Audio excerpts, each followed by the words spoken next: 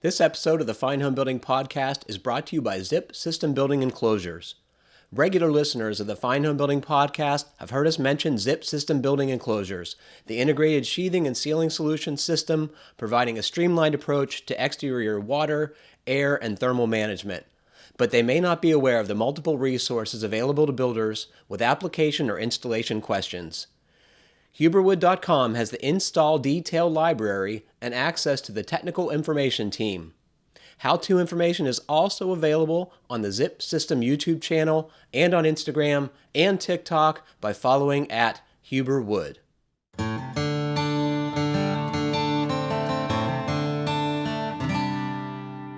Just the benefit of working with your hands and working around really experienced people is a positive thing. I think that may be missing in the architect's profession.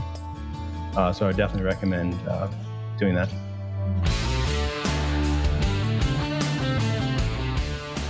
Welcome to the Fine Homebuilding Pro Talk podcast, our regular discussion with building industry professionals. This is Fine Homebuilding contributing editor and production manager at TDS Custom Construction, Ian Schwandt. Today, I am joined by Marcos Santana, architect and general contractor at Alloi in Los Angeles, California.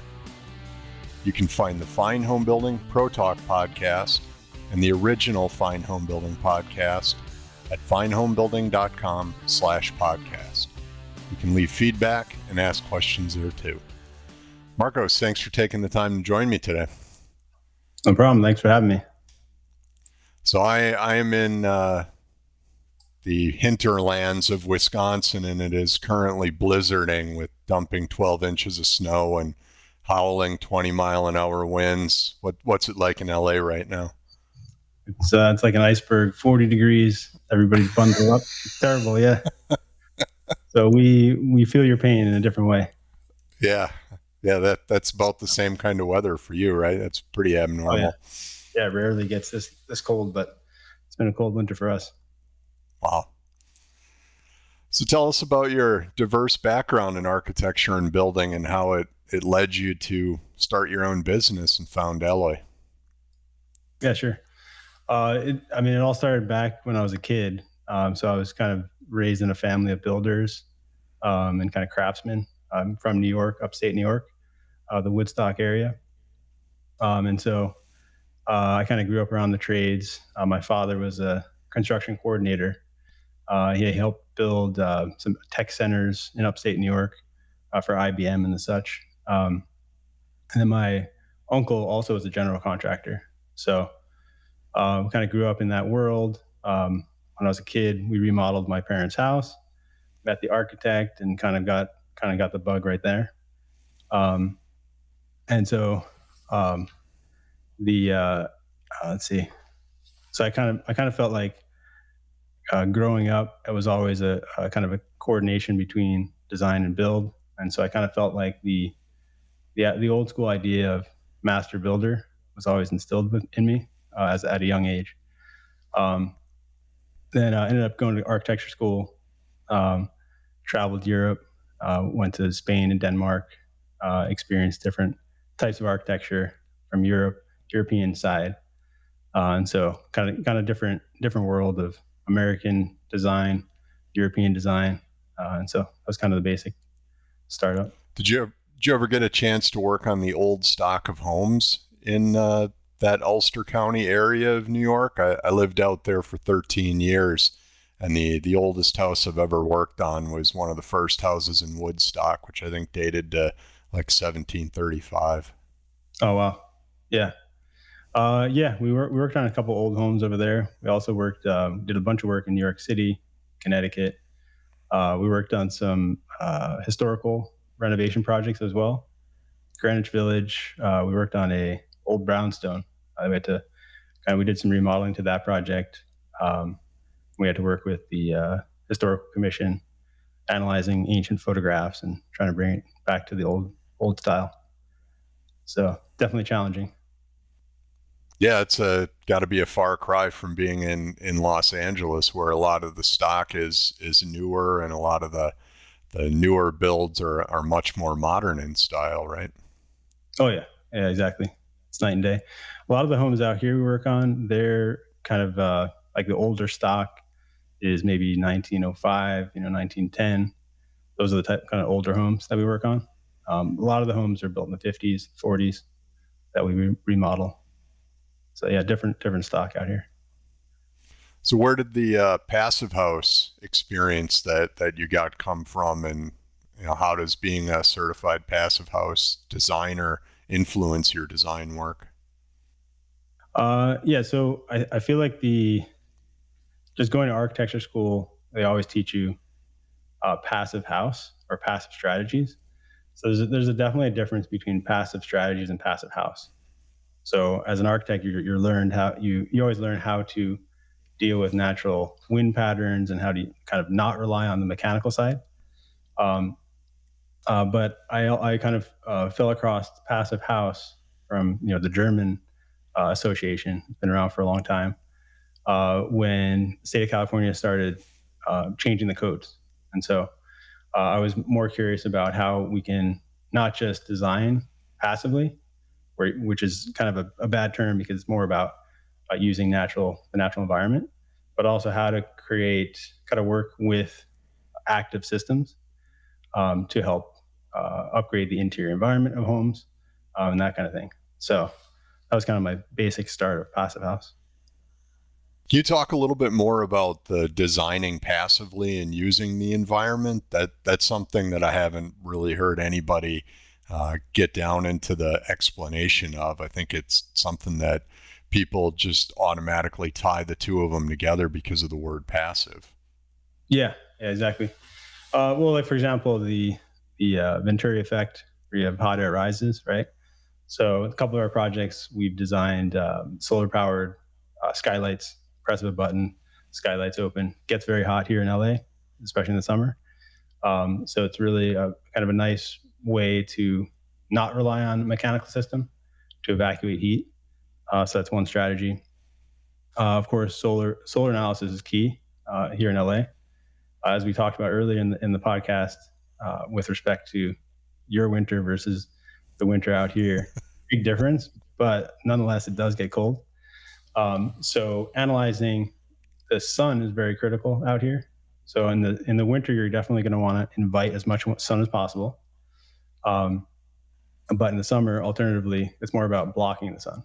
It's very easy to overheat. So that's another strategy. It's technically part of passive house, but it's also a natural kind of logical design solution. So the two ideas. Reminds me of stuff that like farmers where I live would do, where they would build a bunch of outbuildings on the north side of the property to block the wind that's hitting my house now, because I don't have anything like that. Or is that sort of the same thing with the orientation of the house and where you seat it on the land in relationship to everything else? Yeah, I mean, we don't have the luxury, being in the kind of bigger city, to orient the house too much. So oftentimes, a typical lot is 50 by 100. So you're kind of given that restriction. But for example, the whole idea of inviting natural winds still is effective here in LA. So if we do have a solar panel, a solar powered skylight, we oftentimes rotate the operability so that way it's towards the wind. So that way when the wind does blow, it just flows through the house and gives you that fresh air. So yeah, we kind of do what you can within the boundary of the tight urban environment. So tell us about your team that you have at Alloi. How are your design and build teams structured? Yeah, so we're a team of 8 right now, 8 people. We've got the architects studied across the globe, which is kind of nice. So we have like an intermix of different methodologies, different understandings. China, Latin America, got some Egyptian architects. And then the build team is also trained as architects. So they went to architecture school. So we try to focus on keeping the architecture up front. So even during construction, all the guys in the field actually are focusing on keeping the design up front.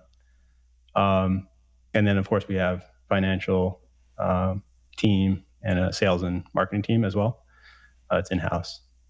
And then with respect to the company, because we have separately. We have two separate entities. So we have a construction company, a separate architecture company.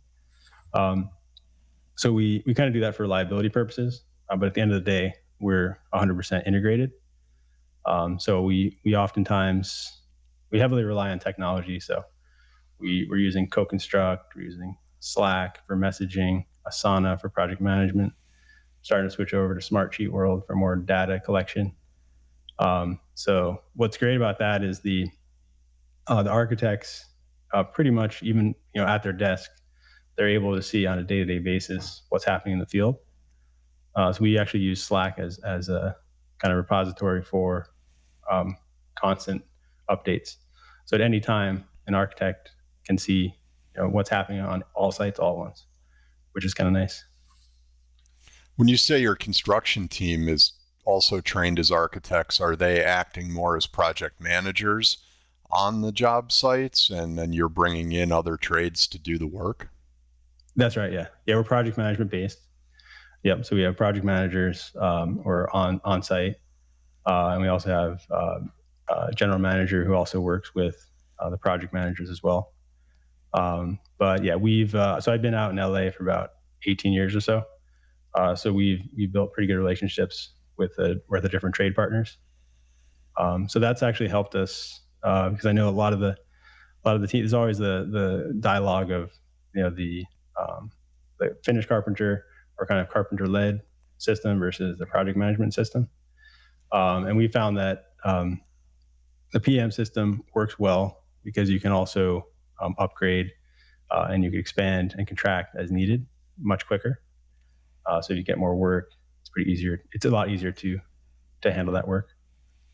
Especially when your project managers also have some cross training as architects. Do they ever get a chance to come back into the office and do any of that design work or project planning work?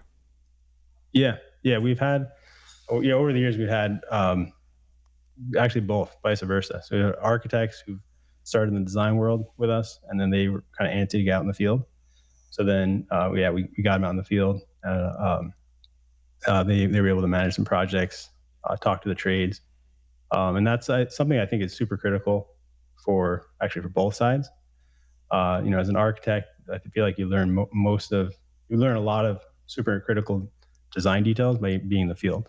The trades really teach the architects a lot, and then vice versa. So yeah, we've had guys go back and forth throughout their tenure, you would say. So especially within the remodeling portion of the business, the ability to see things as they're being taken apart and have your designs worked in with them. Are you mostly new construction or mostly remodeling? Where's the breakdown of your work? I would say we're probably about 75-25. So most of it is remodeling. We do a lot of full house guts. So we're kind of tearing up most of the house. We'll do oftentimes build an addition and a remodel. We have built some new homes as well. And then every so often, we like to work with really skilled architects and do build onlys, as we call them, where we're just working as the GC for an architect. So there's a lot of creative energy out in LA. So it's great to work with some really good architects out here. What do you guys bring to another architect as an outside general contractor that maybe other GCs in your area don't bring? Yeah, well, definitely the design sense. So most architects, of course, you spend a lot of time and energy creating something beautiful, something that works with the client's needs and aesthetics. And then, of course, it's always, who are you going to hand it to? You don't want to hand it to someone who's going to disrespect the architecture. So I feel like that's kind of where we've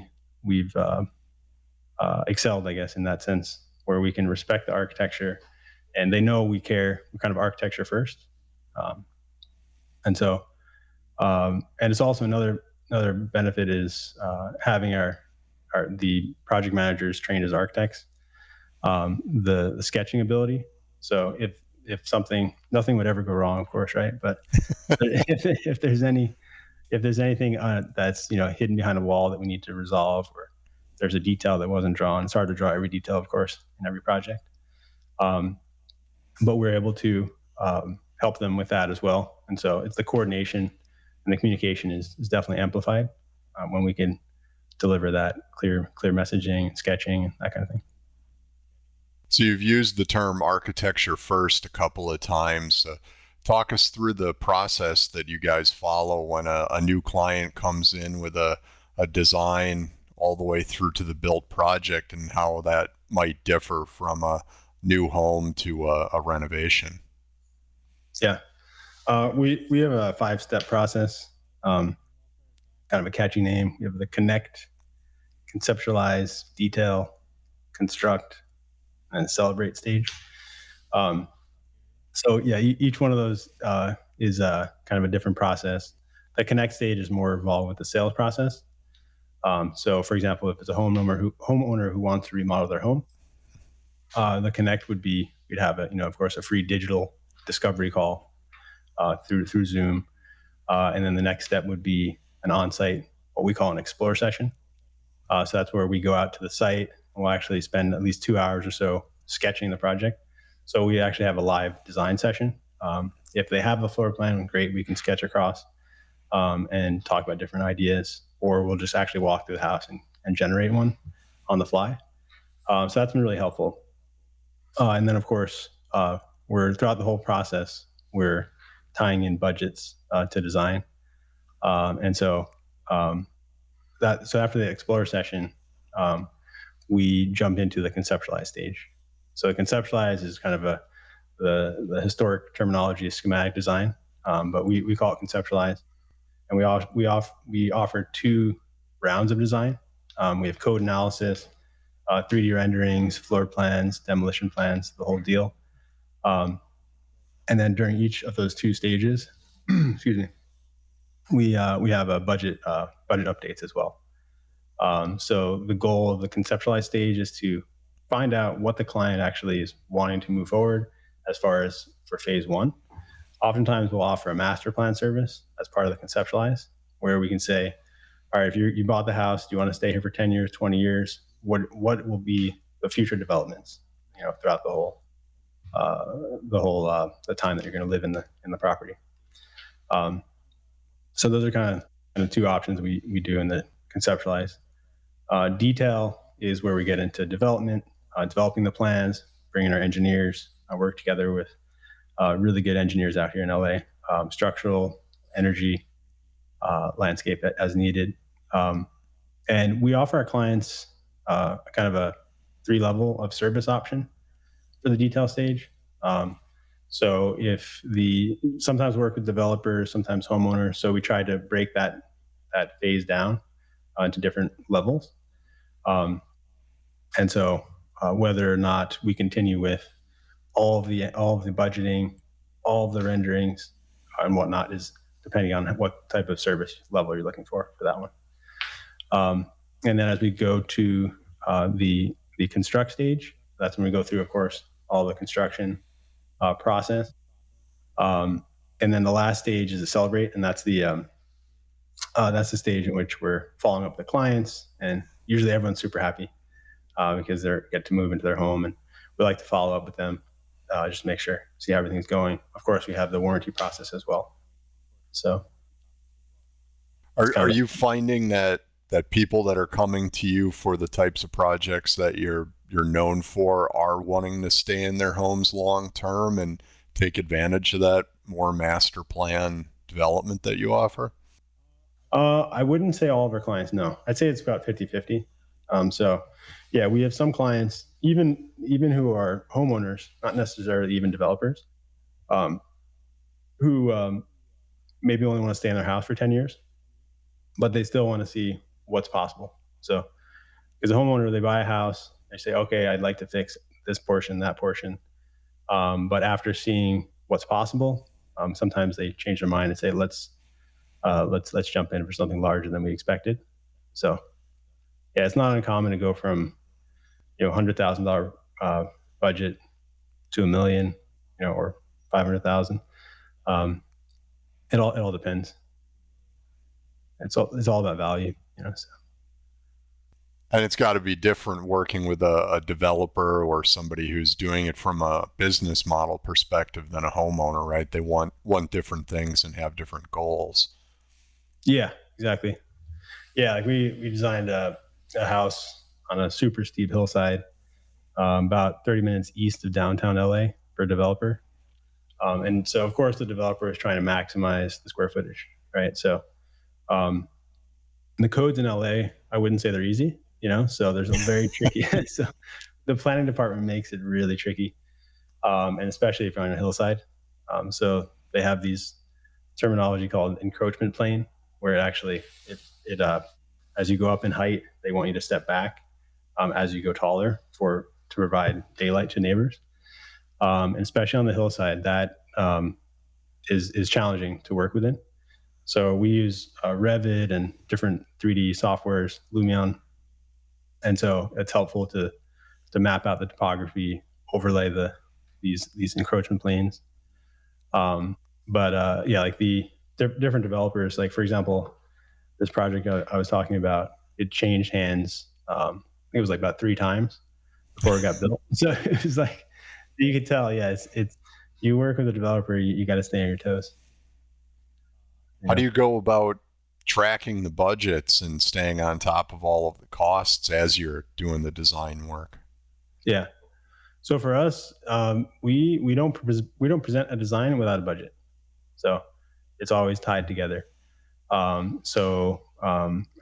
in-house estimation team is coordinating with our design team, because we like to have, and at times we'll provide, maybe 2 designs and 2 budgets, even in one meeting, depending on what the project is.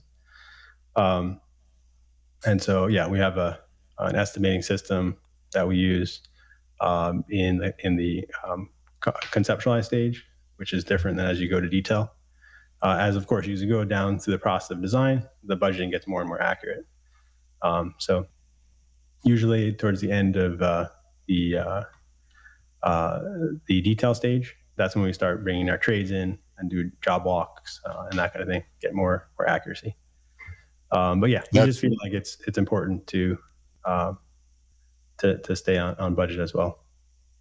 That's where having lasting relationships with all the different trade partners has got to be helpful, to be able to bring people in and get the experienced eye of somebody who's going to be doing the work to help you put the budget to it, right?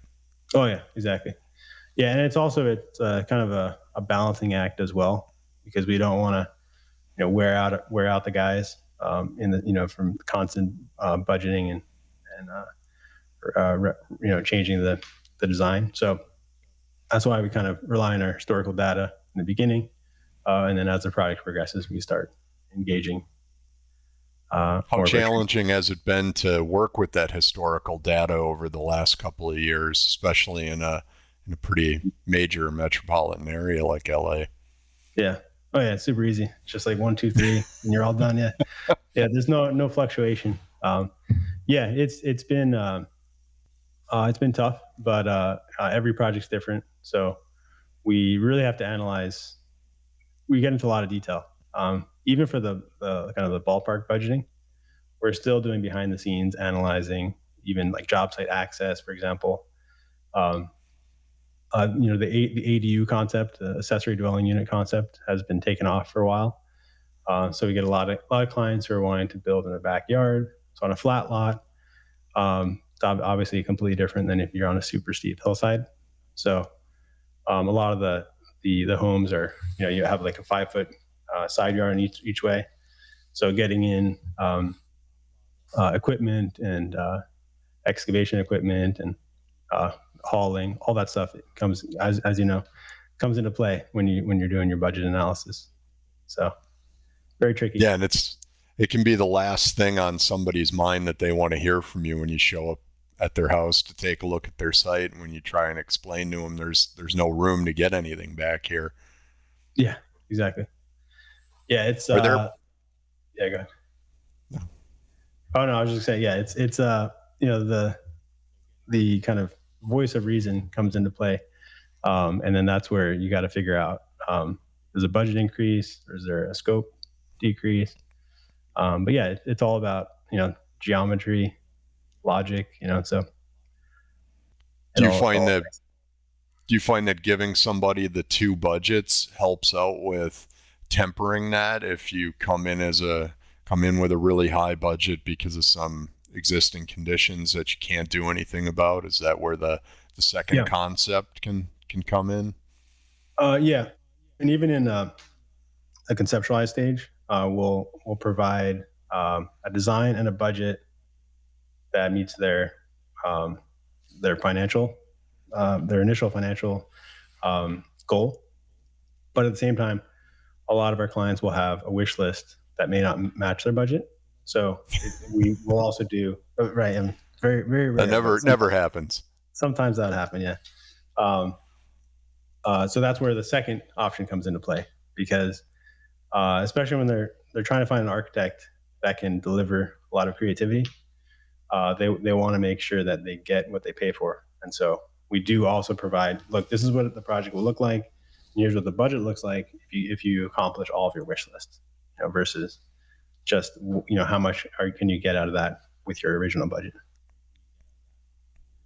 So you've worked in a lot of different parts of the world. You've got people working for you that are from all corners of the world and all walks of life. Are there projects that when they walk in the door, it's just something that really excites the team? Or do you have people that are really into specific types of designs or projects that get excited about or look at as a specialty?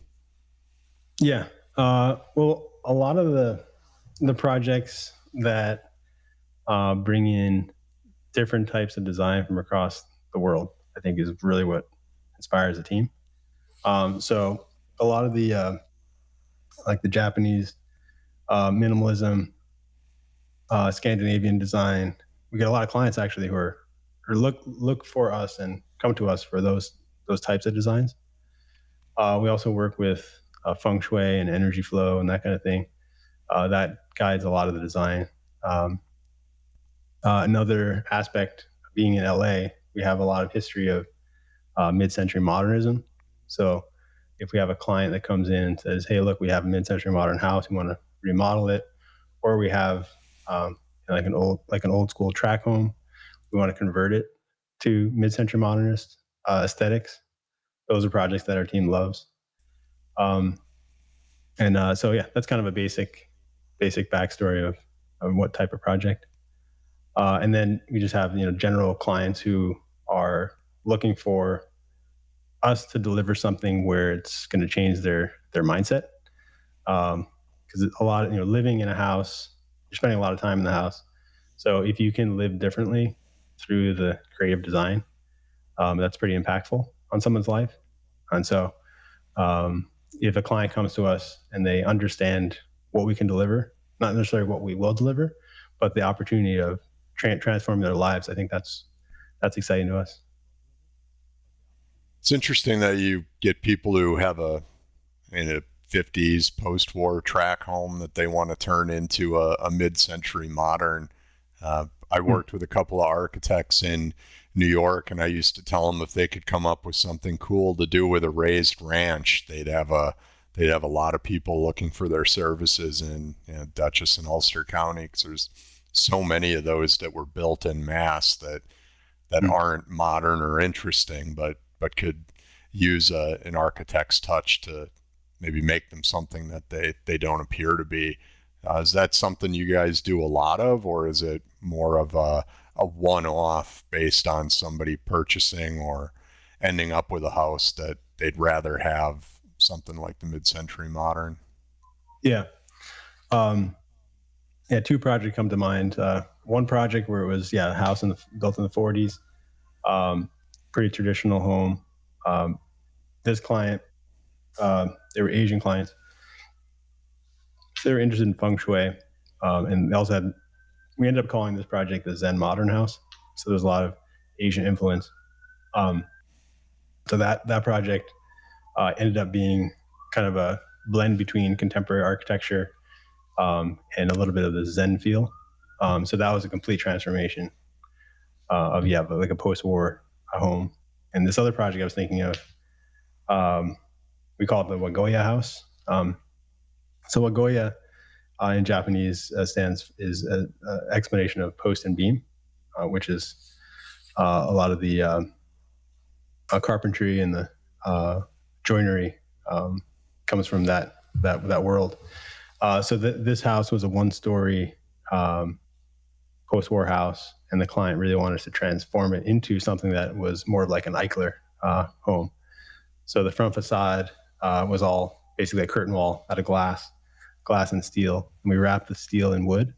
The wood species we used was vertical grain Douglas fir, so the whole facade looked like it was wood, even though there's steel within. So that was very interesting. So yeah, we can kind of adapt to our clients' needs in that way. Talked a lot about a bunch of different kind of design ideas there. What's your house like? Have you incorporated any of these Japanese or Scandinavian aesthetics into your own home? Yes, I definitely have. Yeah, my home was kind of an experiment in several different worlds. The thought process behind my house, we did in like about 2020. We try to figure out a blend between high performance homes, and this is actually before I was officially Pass Fail certified. So it's basically we call it the loft house. So we give these each project get its own little catchy name, but because there's a shape that's lofted through as you go from the front of the house to the back. But diagrammatically, it's an butterfly roof overlaid over across a box. And so the void space between those two shapes is where we infill with glass and windows. So it creates this interesting kind of interstitial space between those two forms. And so we have a lot of clear story windows which face south. And then we have kind of curtain walls on the east and west as well that bring in light. There was definitely a lot of experimentation. We also brought in some of the ideas behind feng shui. So the entry experience, the doors, a lot of the doors that face in residential neighborhoods, they face the street.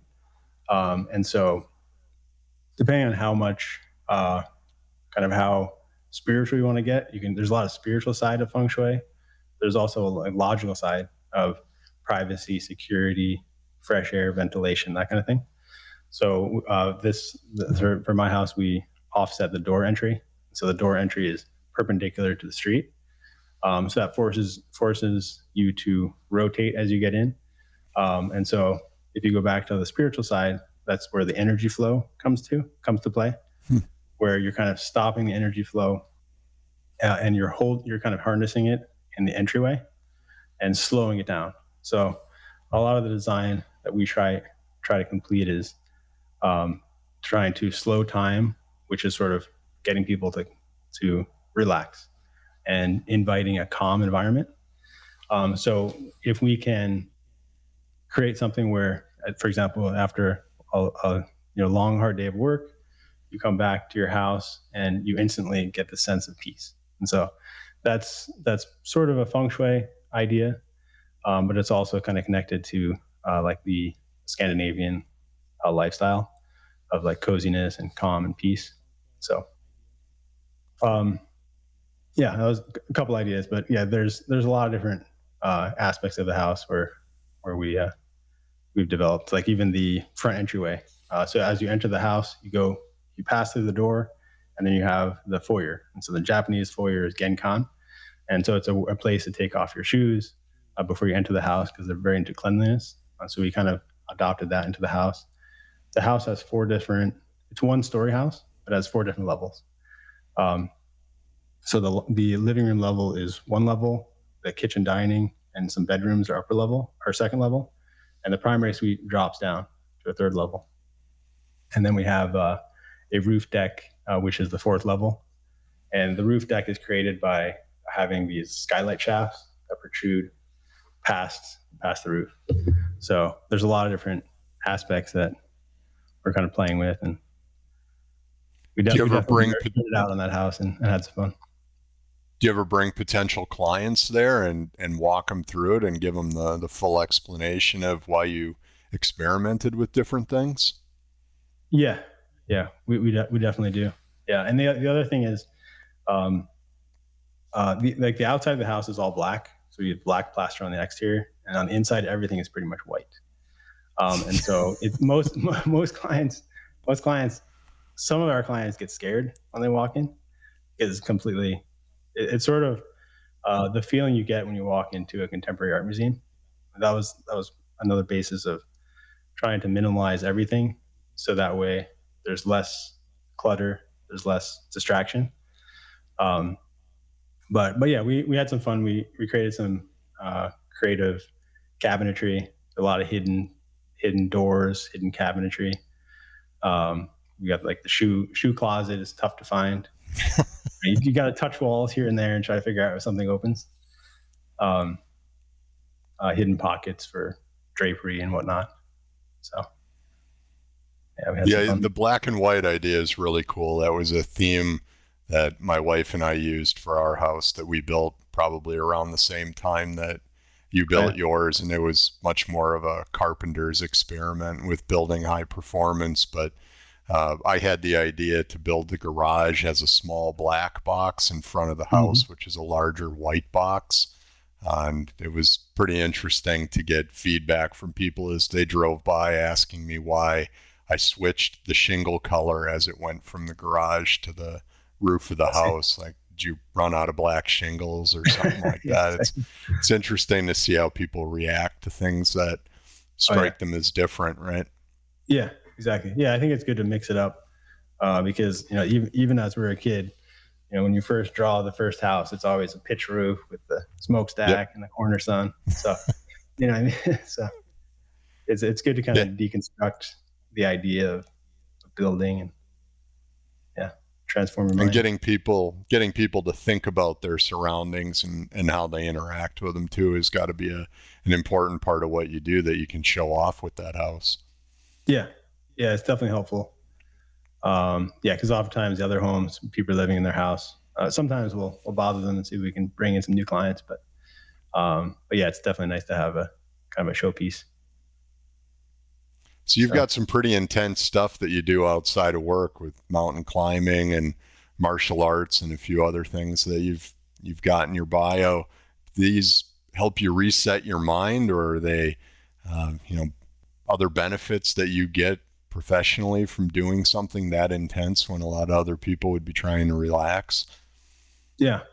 I mean, to me, relaxing is pushing the body, so I guess, some people are constantly thinking or doing. Some people like to not do, but for me, it's my piece is, I guess you could say it's more like flooding the body, flooding the mind with a different experience. And in doing that, I definitely feel like it's definitely a good stress management process for me. And then, of course, anytime you spend time out in nature, you understand the peace of nature, which in itself is inspiring. So, spent a lot of time up in the Eastern Sierras in Northern California, and you could definitely see, nature's architecture, I would say, where you have the facets of a mountain, you have different facets of rock formations. And so just generically hanging out in those beautiful environments is incredible, but then if you think about those spaces as architecture, I think that's an interesting way to kind of re-engage your creativity. So this is one project we call the dihedral house. That project is based off of, it's actually a rock climbing term. It's also a mathematical term. That basically means that anytime you have two planes that are folded, that creates a dihedral. So we termed this house dihedral house because of its simplicity, and it had one fold in the roof. That's it. But yeah, like when you're looking at rock crag. You can see the roofs, the chimneys, and actually a lot of the terminology from rock climbing is what we use to describe buildings, roofs and chimneys and overhangs and cantilevers. So, yeah, it's been great having you. Been great having you on the show. Is there anything you want to say or ask the audience before we go? Yeah. I mean, I think the only thing I would say, if there are any architects out there or any, future architects, I would definitely recommend working in the field. So just the benefit of working with your hands and working around really experienced people is really a positive thing. I think that most architects that may be missing in the architect's profession. So I would definitely recommend doing that. That's great. So thanks to Marcos for joining us, and thanks to all of you for listening. Please remember to send us your comments, questions, and suggestions to fhbpodcast@taunton.com. And please like, comment, or review us wherever you're listening. It helps other folks find our podcast. Stay safe, everybody. Thanks again for listening. Thank you.